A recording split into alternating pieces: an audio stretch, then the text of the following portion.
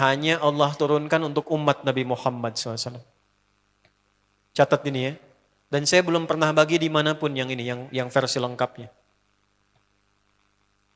Kalau bisa dilakukan, bukan hanya dosa digugurkan, tapi setiap hurufnya mempercepat terkabulnya doa kita di hadapan Allah Subhanahu wa Ta'ala. Ya. Ada 2 surah di dalam Al-Quran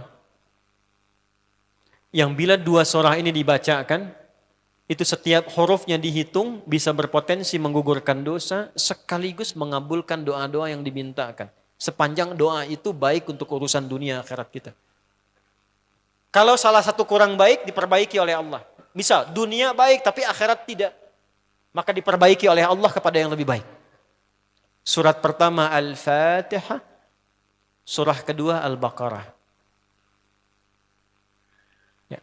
Sebelum doa baca tuh Al-Fatihah sama Al-Baqarah. Tapi Al-Baqarahnya tidak dari ayat yang pertama. Kepanjangan. Cukupkan di ayat 285 sampai ayat 286, 2 ayat terakhir. Hadisnya sahih. Kalau mau dikuatkan biasanya banyak ulama memasukkan ayat 284. Ada yang sudah masuk ke dalam Ka'bah di sini? Ini informasi saja. Dan 3 ayat ini, Al-Baqarah 284, 285, 286, itu ayat yang dituliskan di dinding Ka'bah. Itu yang saat berhala dikeluarkan, gambar-gambar dihapus, itu ya, syair-syair diganti dengan ayat Quran sehingga jadi kain kiswah Ka'bah di luar. Itu ada sejarahnya. Yang di dalam pun dihiasi dengan hiasan ayat Al-Quran. Di antara yang dituliskan itu Al-Baqarah ayat 284, 285, 286. Intinya di 285 dan 286-nya. Tadi rakaat pertama yang saya bacakan dalam salat Isya. Hadisnya sahih. Itu spesial malaikat Jibril turun kepada Nabi Muhammad SAW mengabarkan kabar gembira siapa yang membiasakan membaca Al-Fatihah. Ya, kemudian 2 ayat terakhir di Al-Baqarah dari amanar rasulu sampai fangsurna 'alal qaumil kafirin. Tidaklah dia membacakan itu kecuali setiap hurufnya dijaminkan mengabulkan doa-doa yang dia mohonkan sepanjang benar doanya dan tidak diselimuti maksiat. Ini maaf ya. Ini saya minta maaf dulu nih. Kalaupun Anda benar doanya khusyuk sampai nangis, tapi ada selimut maksiat dalam permohonan doa itu pengabulannya mental lagi. Hadisnya sahih. Thumma dzakara ar-rajula يطيل السفر أشعث أغبر يمد يديه إلى السماء فيقول يا رب فقال رسول الله صلى الله عليه وسلم أن يستجاب لذلك فمطعمه حرام مشربه حرام ملبسه حرام وغذي بحرام فأن يستجاب لذلك رواه مسلم. Nabi mengisahkan seorang lelaki menempuh perjalanan jauh. Awas, menempuh perjalanan panjang untuk ketaatan, itu mempercepat doa dikabulkan 2 kali lipat dibanding orang biasa. Makanya kalau ada orang mau ke Mekah umrah, mau haji, titip doa. Ada yang mau beasiswa ke Madinah, ke Mekah, ke Al-Azhar, ke Mesir, titip doa. Saya biasanya kalau mau berangkat umrah, Ustaz titip doa, ayo tulis banyak tuh. Enggak saya baca. Saya simpen aja, ntar dekat Ka'bah, ya Allah engkau maha mengetahui. Ya. Mohon kabulkan semua doa-doa ya dari teman-teman jamaah yang dititipkan dalam kertas yang telah mereka tuliskan itu. Simple Pak, daripada capek kita bacakan satu-satu. Dan alhamdulillah biasanya ya insya Allah terkabul. Insya Allah. Itu perjalanan jauh. Nah orang ini menempuh perjalanan untuk sekedar berdoa. Safar. Ya, safar yang baik. Kemudian yang kedua, yamuddu yadaihi ilas sama, dia mengangkat tangannya ke langit. Ini saya tidak bermaksud mengajarkan ya, cuma menunjukkan prakteknya begini nih. Ada yang bisa bantu saya enggak, satu orang maju? Cepat. Yang depan aja, depan. Jazakallah khair. Mohon pegangkan mic sebentar. Terima kasih ya. Lihat sini. Gini. Nah, jazakallah.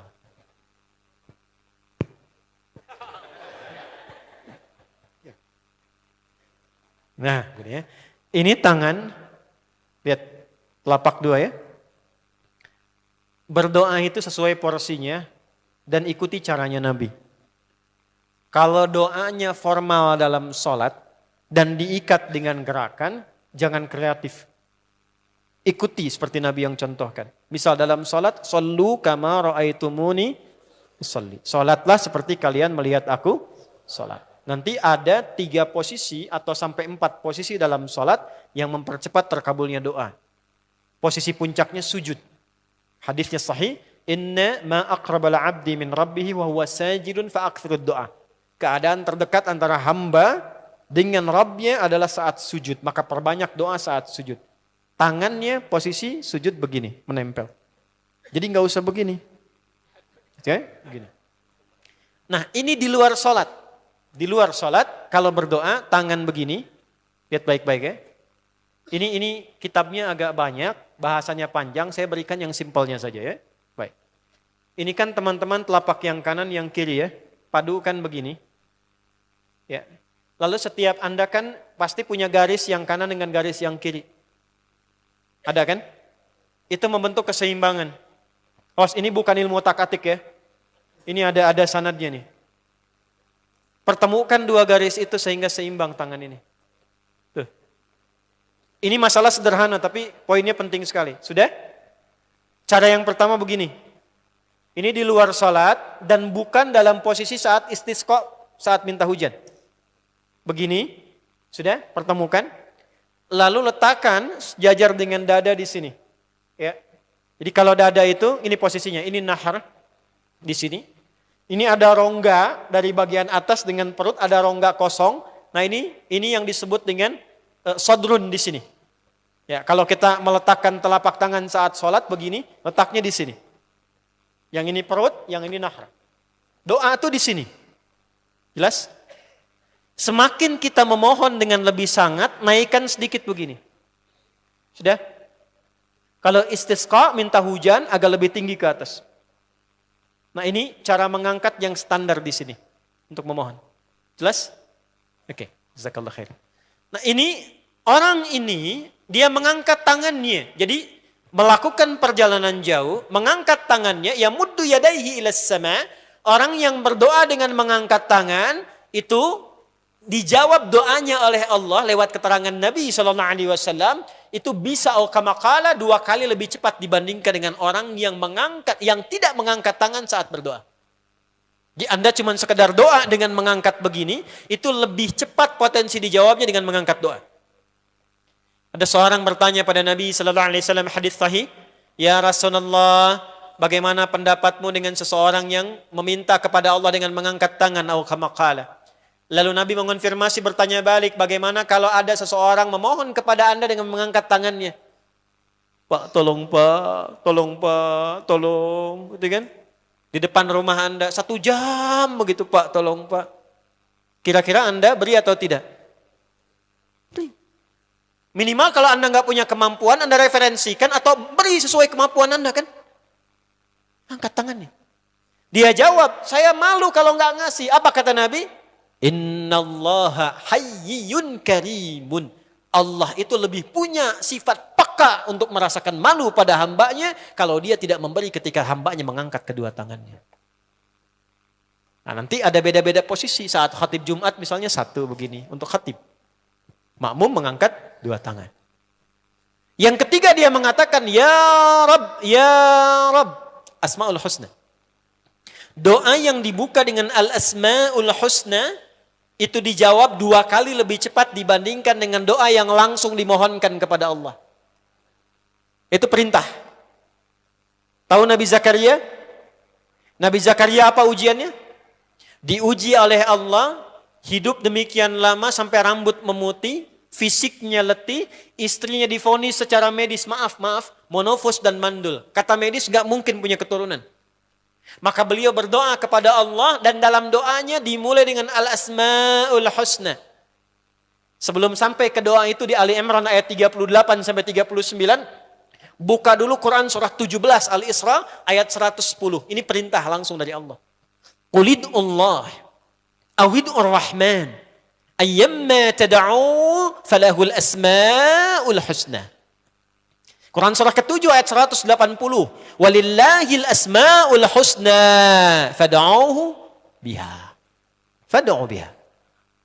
Qul Allah, kalau engkau punya masalah hambaku, dan tidak ada di dunia ini yang tidak punya masalah. Quran surah kedua ayat 155. Wala nabluwannakum bisyai'. Setiap yang hidup itu, aku pasti akan uji dengan masalah. Itu kata Allah. Jangan disimpan sampai di situ, teruskan. Bukan untuk membebani hambaku dengan masalah, tapi untuk menaikkan kualitas hidupnya sehingga menjadi lebih baik. Jadi ketika Allah titipkan masalah itu, bukan ingin membuat kita bermasalah.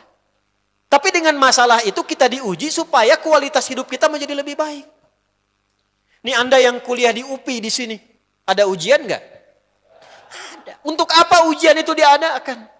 Supaya bisa melihat kualitas peningkatan ilmu Anda dari masuk sampai naik tingkat. Kalau nggak ada ujian, nggak kelihatan kualitasnya bertambah. Logikanya begitu. Dan tidak mungkin Allah menguji seorang hamba di luar batas kemampuannya. La yukallifullahu nafsan illa. Jadi nggak ada orang yang hidup yang tidak punya masalah. Karena rumusnya mengatakan hidup berbanding lurus dengan masalah. Yang hidup pasti punya masalah. Yang tidak ingin punya masalah, tidak ingin hidup. Karena orang yang tidak hidup, yang hilang masalahnya, selesai hidupnya. Baik. Siapa yang tidak ingin punya masalah? Angkat tangan. Baik. Siapa yang ingin punya masalah? Alhamdulillah. Baik. Yang lain wallahu a'lam. Nah, kulit Allah kalau sedang diuji masalah, kan yang ngasih siapa? Yang nitipkan siapa? Yang punya solusinya siapa? Kalau Anda tahu yang punya solusinya Allah, kenapa curhatnya bukan kepada Allah? Kan sudah dicontohkan di Quran. Kalau punya masalah, curhatin ke Allah. Quran surah 12 ayat 86. Sejak era Nabi Yakub. Masalah di rumah tangga. Anak bermasalah, curhatnya pada siapa? Allah. Innama ashku bathi wa huzni ilallah. Aku tuh kalau punya masalah, sesedih apapun, curhatnya Allah. Bentangkan sajadahmu. Curhatkan dalam sujudmu. Tingkatkan takwamu. Wa may yattaqillaha yaj'al lahu makhraja. Quran surah 65 di akhir ayat yang kedua. Bentangkan sajadahmu, curhatkan, habiskan dalam sujudmu, keluarkan tangismu. Sehingga bebannya jadi ringan. Walaupun solusi belum datang, hatinya sudah tenang. Yang diperintahkan, panjangkan sajadahmu, bukan panjangkan statusmu. Kita sudah tahu ayatnya, paham ketentuannya, tapi kenapa prakteknya ditumpahkan di Instagram, di Facebook, bikin vlog di YouTube, hanya untuk curhat saja. Dan ironinya dalam hal yang demikian, tahu yang menyelesaikan Allah. Sekarang tambah bonus, aminkan ya. Yang mengaminkan doa ini mudah-mudahan dihilangkan masalahnya. Puguma mana yang nanti bermasalah kayaknya di dia. Itu gimana? Kumaha tuh ya teh? Paham? Curhatkan sama Allah. Nah bagaimana mintanya? Sebut namanya ya Allah. Awidur Rahman. Kalau kita ingin minta lebih cepat, minta dengan kelembutan Ar-Rahman. Rahman itu bisa disebut namanya ya Rahman, bisa cari cara mintanya yang paling lembut, yang menyentuh. Allah senang dengan kalimat yang menyentuh. Misal ya. Kembali ke Nabi Zakaria tadi.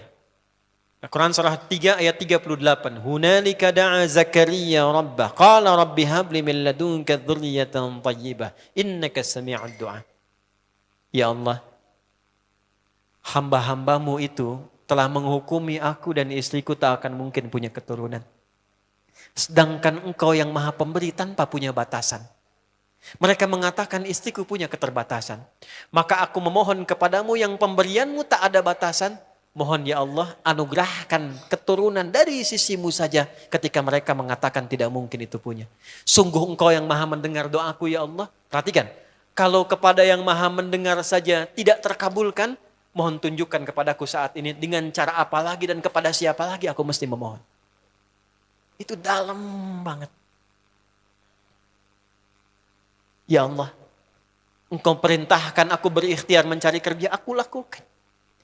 Engkau perintahkan mengeluarkan keringatku dengan cara yang halal, aku kerjakan ya Allah. Engkau perintahkan aku jauhi yang Engkau larang, aku lakukan ya Allah. Sekarang aku telah berikhtiar dari sejak keluar, aku telah menunaikan sholat subuh seperti yang Engkau maha mengetahuinya. Dan menjelang malam aku mengadukan bahkan di rumahmu ya Allah hanya untuk sesuap nasi bagi istri dan anakku dari yang halal itu. Aku telah melakukan apa yang Engkau perintahkan, aku hanya memohon apa yang telah Engkau janjikan.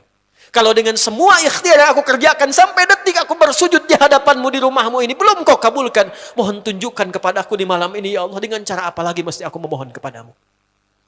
Minta. Pernah enggak begitu mintanya? Itu Rahman.